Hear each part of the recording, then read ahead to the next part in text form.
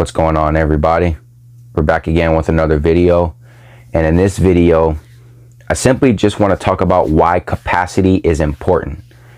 The main reason I decided to do this video is because ever since I started posting on my YouTube channel, every now and then I would see comments of people on my videos where I'm talking about capacity and how good capacity is. They always shit talk capacity, right? They always say dumb shit, and I'm going to get into those specific things. And I just want to talk to you guys about why it's important if you don't know. So I have a few things that I listed that this is why it's important. So number one, you get more chances to hit your target. And what that simply means is if you happen to miss, which that happens, right? You hear people talk about, oh, I'm not missing. Yeah, okay, whatever. Keep dreaming. You know, misses happen because when you have to use a gun for defense, a lot of shit's going on inside your body, so your accuracy generally isn't going to be the best. But it gives you more chances, right? Example, right? The biggest one that we always talk about, you know, me and Mark, is 1911, right? We love 1911s. But we always tell you that the capacity is a big hindrance in that gun. 7 rounds, typically you can get 8 rounds, sometimes 10, but we're going to go with standard, right? 7 rounds is, in today's standard, is very low. Like, just think about it. You get 7 rounds, you get 7 chances to hit your target. And that's just assuming you have one target, okay? 7 chances. Versus a Glock 19, which is 15 rounds. 15 plus 1. You get with the max 16 chances. So 8 chances with a 1911 and 16 with a Glock 19. And like I said, it's assuming you only have one target to deal with, okay? And misses can happen. The more rounds that you have available to you, the more chances you have to actually put effective shots on target. And it's that simple. I can't explain it any better than that. And it's simple logic. There's no fucking extra to it. You just get more chances. And I don't care how trained you are. I don't give a fuck how trained you are. You could miss. And having a higher capacity helps with that. So that's the number one thing. The other one, the number two, is it gives you the ability to stay in the fight longer. So what do I mean by that? I simply mean if you are in a gunfight with somebody, or not even just gunfight, but mainly a gunfight, right? And you're shooting at somebody, the person's shooting at you. If you have a lower capacity, you're not going to stay in the fight as long as the person that has the higher capacity than you. So if that person has a Glock 19, which is 16 rounds at max, and then you got a 1911, you're going to be out of ammo before that person, and now you have to worry about reloading, you know, which could get you killed, right? If you're shooting, you have to reload, and somebody comes up on you, now you don't have any ammo in your gun. So it simply just doesn't allow you the ability to stay in the fight as long. You know, it's that simple. Like, there's no other way to put it. That's a kind of a reason why, like, you know, you look at militaries and stuff, and you got a whole squad. You get most people that have like their rifles, right? Their M4s or whatever, or AKs, and then you always have 1 or 2 guys in the squad that has a machine gun, a light machine gun. You know why? Because a machine gun allows you to not only have great suppressive fire, but allows you to stay in the fight longer. So that's as simple as that, and you can't argue that. Like, I don't care how skilled you are, I don't care how fast you are at reloading, you simply won't be able to stay in the fight as long as a person with a higher capacity. So here's another example, right? You could take a skilled person and an unskilled person, right, versus each other. Give the skilled person a 1911, give the unskilled person a Glock 19 or 17. Yes, the skilled person is going to have probably better accuracy, right? But that unskilled person has more ammunition. So while you're reloading, he's firing at you, you know what I mean? And when you're getting fired at, you're not going to just stand there. You're going to be like, whoa, you know what I mean? So that'll benefit the unskilled person greatly. So it's that simple. That's just that's the second one. So the third one I got on my list is let's see. Okay, reloading less. Okay, the higher capacity you have, the less you have to reload. So you have a 1911, you would have to reload 3 times to now obviously the third time is not going to be the full amount of capacity, but you would have to reload 3 times with a 1911 basically to get to the capacity of a Glock 19, which is 1 mag. So while we're getting into a gunfight and I got the 19 and you got the 1911, I have a Glock 19 and you got the 1911, you would have had to expend 3 of your mags basically before you hit my capacity, while I only have 1. And so you know what that means? That means since you got to reload more with a lesser capacity gun, that means you would have to carry more mags on you. So while I have 1 Glock 19 mag that holds 15, you need two 7-round mags to hold to come up to 14. You need 2. So it's just, I don't know. You're gonna have to carry more. That's filling with more stuff. That's having more mag pouches, more stuff in your pocket.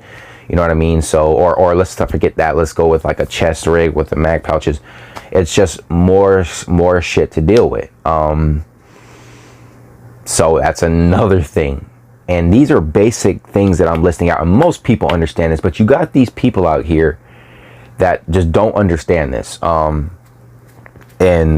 so yeah, you just reload less.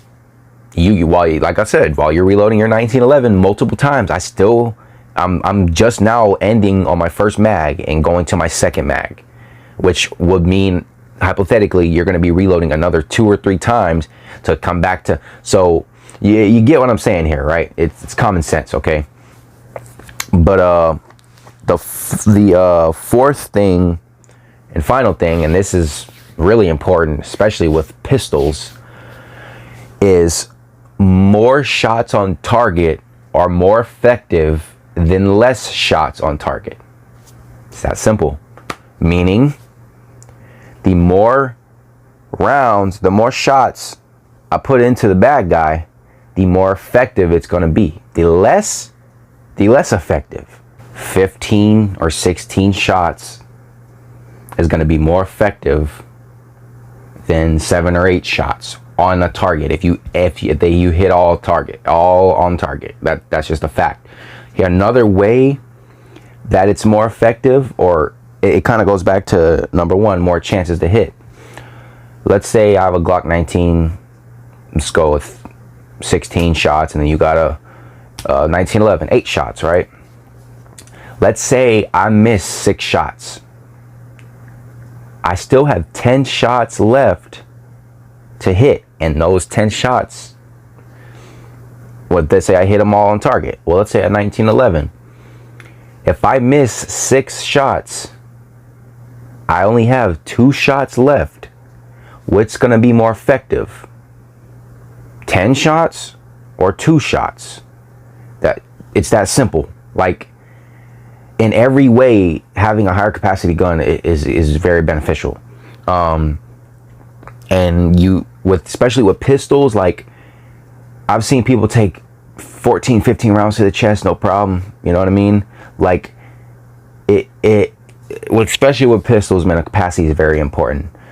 Now, the only time I will say that having a lower capacity is better is if you have a gun that's for deep concealment, or like a very comfortable concealed carry firearm. Then I could see where you want to compromise, because it's going to be a thinner gun. It's going to be easier to carry, easier to hide, and more comfortable to carry. So that's the only benefit I see of having a low capacity gun. If you guys have any other benefits, you just let me know. But I think that's it. For concealed carry, comfortable reasons, that's the only thing I can see. That's the benefit of having a lower capacity gun. But all other benefits go to higher capacity gun. So those are my 4 reasons why it's important. Now I'm gonna get into arguments I've heard against capacity, right? Number 1, now some of these have been commented on my videos. I'm not calling anybody out. You know, I've had discussions with people about these things, but I've also heard some idiots say these things. So I'm not calling anybody out, but I'm just saying, if you think this way, you better change how you think, because it doesn't make sense, okay? So the first one is, if you need more than, let's say 7. So if you need more than 7 rounds, then you're a terrible shot. The best people, the best marksmen in the world can miss if they're being shot at, if they're under a lot of stress. You could be the best shot in the world and you still could miss. Like, you can't tell me that somebody won't miss. I don't care who they are. I don't care who the fuck you think you are. You can't guarantee that, right? Now obviously training will help with that, but still, you can't guarantee you won't miss. The next argument I've heard is, if you need more than 7 rounds, you should run away. I've heard this recently in a comment section of mine, and this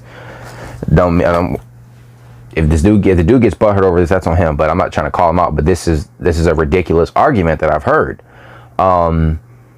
So if you need more than 7 or 10 or whatever the number is, you need more than this many rounds, you should run away. Okay. You are getting the gun with this capacity just in case a situation arises where you need it.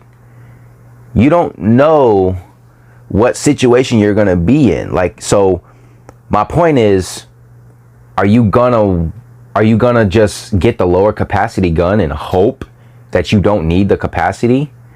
Or are you gonna, like, let's say you had a capacity gun and then you shoot 7 rounds out of 15, and you're like, you know what, I'm just gonna run because I need more than. It doesn't make any sense, okay? You can't say, that's not an argument. Oh, you should run if you need more than this many rounds. You don't know how many rounds you will need. You don't at all. One round might do it. 2, 3, 4 rounds might do it. 5, 6, 7 rounds may do it. 10, 12, 14, 16, how many ever, we don't know. So the argument that you should run if you need more, you don't know when you're going to need. It's not like you're going to have like, oh, I need this many rounds. You don't know, okay? That's my point. The next argument that I've seen is, and this one is a recent one too that I've heard in the comment section, capacity is a crutch for people who lack training. There's a couple of things I want to say about that. One,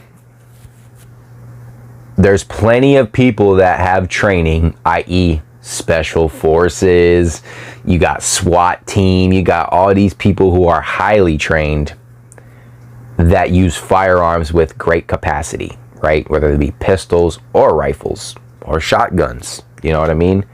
So you're telling me that capacity is a crutch for them because they lack training? No, you can't say that, because they have training. Now let's go on the other end of people like me, right, that don't have training as far as like professional training or like that. You know, average citizen is not going to get professional training.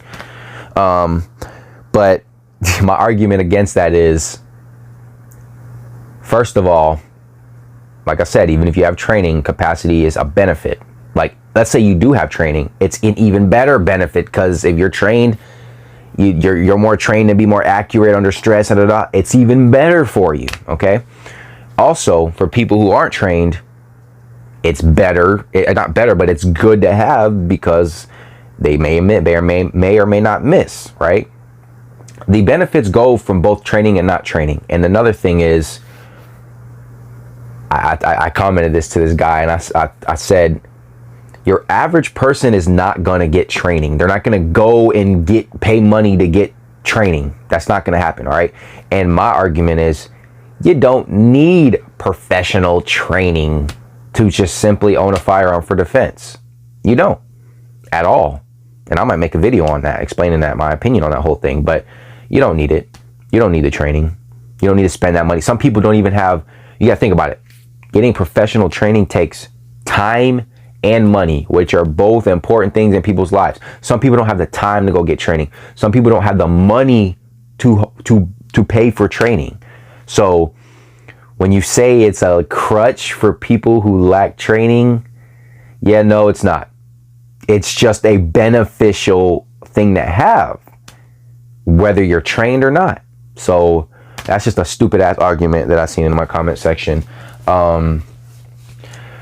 And I've seen plenty of, most instructors nowadays teach you to have a capacity.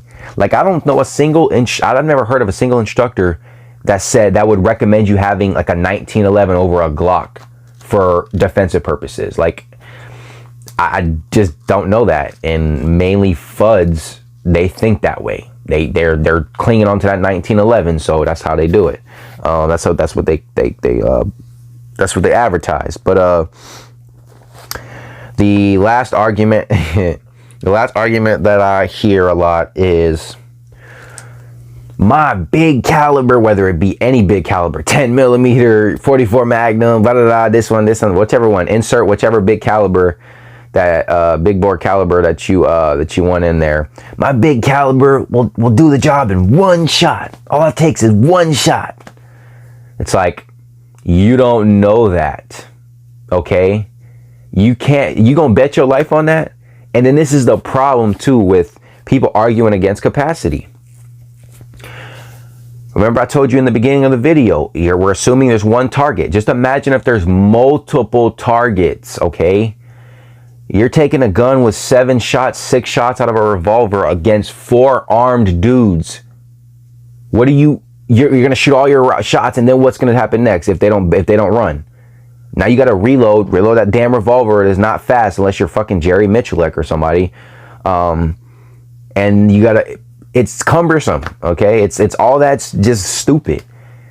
Like, you're making assumptions that aren't in the equation. You can't do that, right?